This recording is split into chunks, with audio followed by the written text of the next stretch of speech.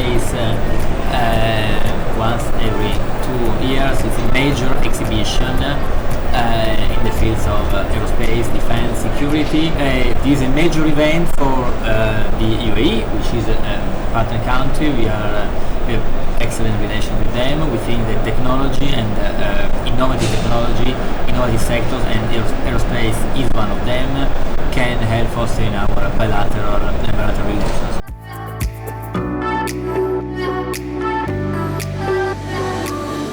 €40 billion is the total turnover of the Italian aerospace and defense industry, out of which 70% is exported. So this means that €10 billion are exported as an excellency of the Made in Italy. Here in the United Arab Emirates, we have one of the most important markets and one of the most fast-growing markets.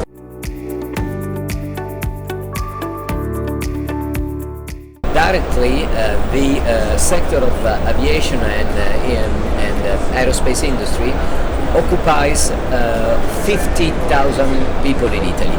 But if you consider also the not direct employment, let's say, so all the value chain, in total the industry will is occupying almost 200,000 people.